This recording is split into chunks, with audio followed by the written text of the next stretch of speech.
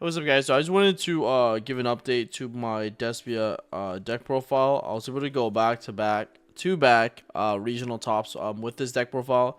I went 24-2 with Despia and only in 3 regionals. So I went 7-1 at the Las Vegas regional, and then I went 7-1 at the Indy regional. So one of my losses at the Indy regional was to Gunther. Shout out to him because I misplayed. So in reality, I could have went almost 25-1 in 3 weekends. But I just wanted to give an update to the deck that I've been playing with, and then just showcase it out. So yeah, he shouts to, of course, all the Despia bozos who play this deck, and just giving me some inspiration for how to make the deck better. Specifically, I think like Yuri and Nightfall. I was watching some of their deck profiles to gain some inspiration onto how to improve my deck even more. And yeah, of course, guys, don't forget to go and check out Supreme Pro. Use pack 10 for 10% off the entire store. I use the beautiful pink Team Samurai X1 sleeves, or I use the beautiful Supreme Pro sleeves, and they were absolutely amazing for me. So yep, definitely go check that out. And of course, guys, don't forget to check the sponsors of today's video. Thank you to 8th Era and Nice Gang for sponsoring this video. Hey, so I know you're looking for the mobile game goo, so I got a really crazy new exciting game for you to try out. 8th Era is a new mobile turn base squad RPG that features a huge roster of unlockable heroes and challenging strategic combat. Set 10,000 years into the future, players must journey through dangerous past worlds to collect lost history and take down the evil AI, Harmon. 8th Era is the first game to reward players with amazing real-world collectibles. So compete now for the chance to win exclusive, limited edition coins delivered to your door that features unique characters from the game. Download now on iOS and Android, and follow 8th Era on social media, or sign up for the newsletter on 8thera.nicegan.com to be the first one to know when we launch worldwide. Enjoy! And then yeah, guys, let's get right into the profile. But yeah, huge shouts to Gunther for traveling with me. And then huge shouts to everyone who supported me and helped me find all these cards. But yeah, so all right, 3 Aluber is the deck the deck. Nothing has changed there. 3 Albaz, so pretty straightforward. 3 Albion, the Shrouded Dragon. Discards gonna get a lot better with you're gonna see very quickly that we play 3 of the fusion duplication. So this card gets really crazy. And then of course we play 3 Blazing Cartesia. So basically, you want to like max out a lot of these cards. Cartesia is like a really good one that I kept saying that I really wanted to bump up to 3 because it's really good at beating your imperms and your Veilers. Beats Mourner. It's just like a really good card in general. And I wanted to make sure that I play more copies of it just to I get access to Granganol, because I feel like that card is just super underrated. And then this card also allows me to like send Saronir to send Brand Fusion, which allows me to constantly make sure I Brand Fusion my graveyard for like the triple fusion duplication that I play as well in the main deck. Alright, then I played 2 Quem. I still wanted to play 2 of this. I think 2 was still absolutely fine because I think you have like too many normal summons. I played 50 cards this time around, and so nothing has changed with the ratio, but 2 Quem was still solid. 2 Mercurier, the same theory applies. You still want 2 Mercurier because if you banish 1 off of a lure, you want a second one to add off loss, and then of course you can always go like Quem, dump Mercurier, then banish the Mercurier off of like your Saronir or something along those lines, and then get a search, and then of course you're gonna want another copy. So yeah, Mercurier at 2 was really solid. What's really cool about Mercurier is that like you can also high spirits this card to the graveyard, and then send Rinbrum, so that you can then add like Albion and then use Albion to send Albaz. So like you still have an interruption on your opponent's turn even if you get hand trapped a bunch. So I thought that was really neat as well. But yeah. And then of course you can go into like Albion on your opponent's turn, then banish this, and then get free card advantage. But this card is really good because it gives you card advantage when it gets banished, which is really important for like cards, like Swingin's Kit, or if you need to like discard cards off like Albaz. Like this card just gives you more card advantage. Yeah, 1 kit. It's a normal summon that is also a special summon when you have access to fusion monsters in your graveyard field with Fallen Albaz and its text. And that's really nice because sometimes like this card helps you like get like access to like missing pieces in your combo. And I like the fact that this card can add retribution from the banish, and that's like really broken because then you have like constant access to brand fusion to recycle like all of your spells. Like your brand, I play one brand in red, and I feel like that's enough because of cards like this. Okay. One tragedy, one Saronir, one Lebellion, so nothing's changed here. And then of course the one Giving Puppet, which you absolutely need if you play this deck in my opinion, because I used to think you didn't need it, but the issue is that like the fire decks generate like so much card advantage that like if you don't Giving Puppet lock them, then they're going second, then they pretty much just OTK you. So this card has been absolutely clutch. Every time I go second, like my goal is to like figure out a way to Giving Puppet my opponent while playing through their board. Which is a lot harder than you would think. But yeah, so 3 Brand Fusion, not much to say. 1 Branded Loss, 1 Branded Red, 2 High Spirits, and then of course 3 Branded Opening. So same ratios. I thought that was pretty solid. There's an argument to like maybe play 1 High Spirits. I still wanted 2 copies because even if I did hard draw and it wasn't live, the fact that it gave me back card advantage at end phase back to my hand if I need to like discard it is like really solid, because you know it makes Albaz like get back, you know, like you can like instead of adding back like Artesia for like a discard, you can like keep it in the graveyard, and then because this card just adds itself back, so you have like card advantage for like Albaz to discard a card on your opponent's turn. So for some of the breakers, I play like 3 Dark Ruler or more. I still stand by the fact that I think this card is like better than Droplets in my opinion, because of the fact that like you don't have to commit as many cards into Droplets. This card was just absolutely amazing for me. Like I will continue to still play it. I just think it's like the best breaker in the format. Because Despia is a deck that like can take advantage of like after you Dark Ruler your opponent, this deck can like take advantage of your opponents having all their stuff negated. A lot of other decks can't really play Dark Ruler in the format because when they Dark Ruler, they can't establish like a good enough like board after the fact. At least when they go second, because you can't OTK your opponent. The thing with Despia is that like it can set up the puppet lock after you Dark Ruler your opponent, and that gives you the opportunity to like that'll give you the opportunity to like make a really strong board. But like a lot of decks don't have a way to like do that when they go second, right? So like the closest I can think was like maybe like when Sorcerer went second, they can activate Dark Ruler more, and then like summon Protos, for example, and then that's like a good application of why like a breaker would be good in that deck. But in this deck specifically, like you can't even play hand traps, because when you play a hand trap type strategy, you want to play the account of hand traps to draw multiples, because Despia doesn't have a lot of room for non-engine, which I explained like one of my 730 rules. You're gonna need to play breakers even if you don't want to, because you only need to draw one of the breakers to break your opponent's board. Whereas when you play hand traps, you're forced to draw 2 in order to have a chance to even maybe stop them. So that's why like I think breakers are just like really good at Despia. But because you can only play such a small count of breakers, you have to pick the ones that really are the most impactful. In my opinion, I think Dark Ruler is the most impactful. Alongside like Thrust, because it can search you anything. 1 talents. I think you only need 1. I think you just break on it when you play too much. So wanted to just 1, and then I played 1 Call by the Grave, which is a breaker and extender because you can beat you know, Ash. And then of course I played for extra consistency, I wanted to play Ghost Arc this time around. The reason why I played it was because of the fact that I bought my deck to 50, so in order to compensate for the rise from 46 to 50, I decided to add an extra starter to my deck, so I added Ghost Arc to help compensate that. I don't like Foolish Burial. I still think that if I had to play, I'll just play Sark.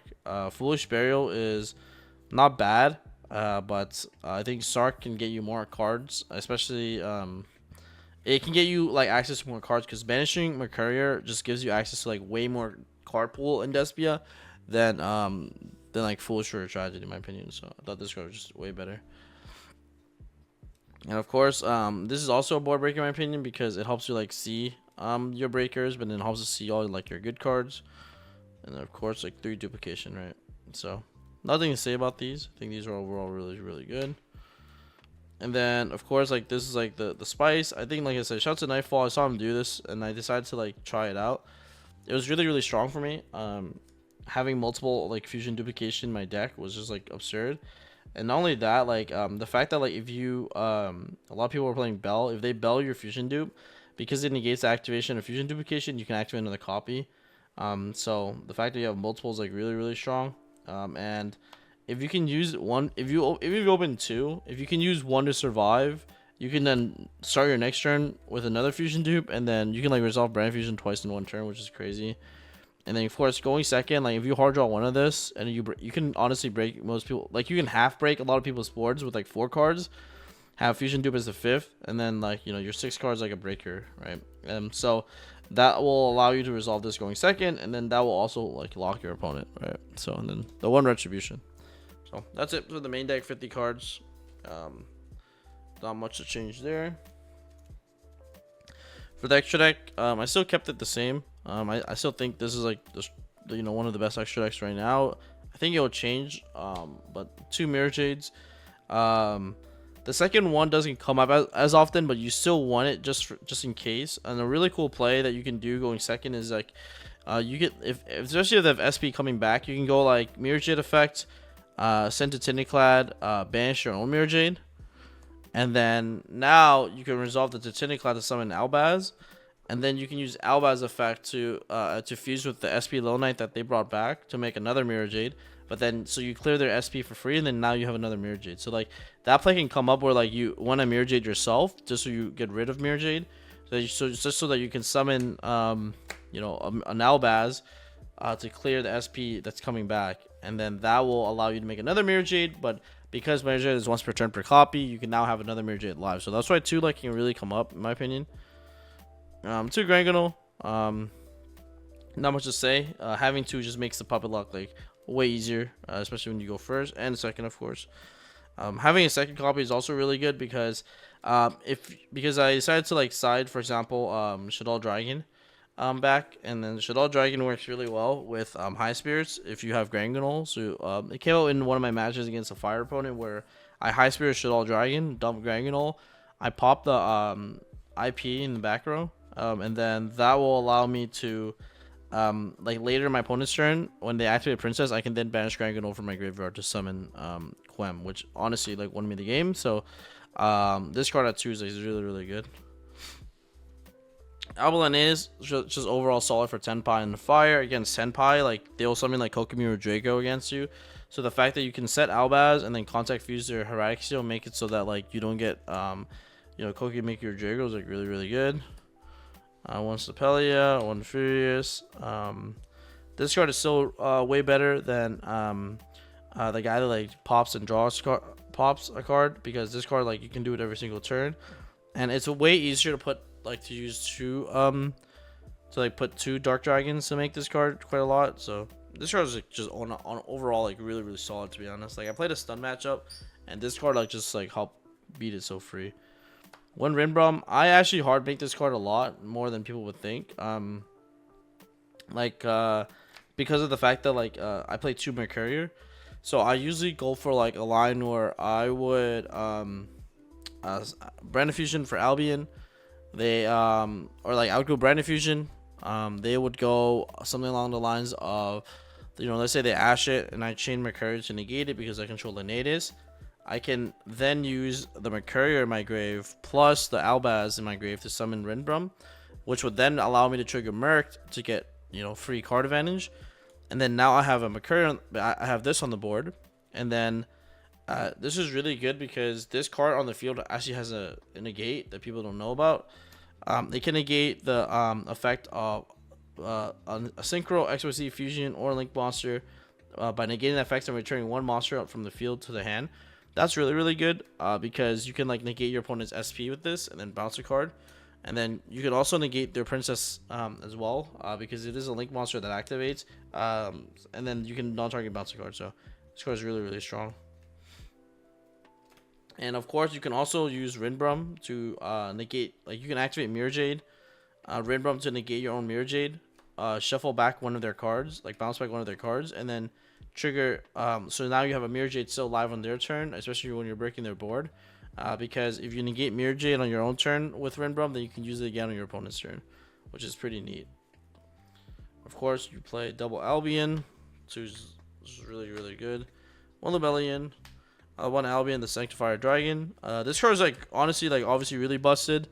And the second effect actually came up for me at the Vegas regional where I was other skill drain, but I had a Albion up here, and I made sure that I had an Albion up here. My opponent has an Appaloosa here, and then they had a Nightmare Phoenix co-linked to it, and like they had a monster in the middle, and then I just went like normal summon Luber, and then I just like tribute for Sanctifier by tributing the Albion from the EMZ because I was reading that my opponent had skill drain, so I went into when I activated Brand Fusion to summon Albion, I made sure I summon the EMZ because if he skill drains me, then I can just summon Sanctifier by tributing all of his monsters, and then pretty much like OTK him through it.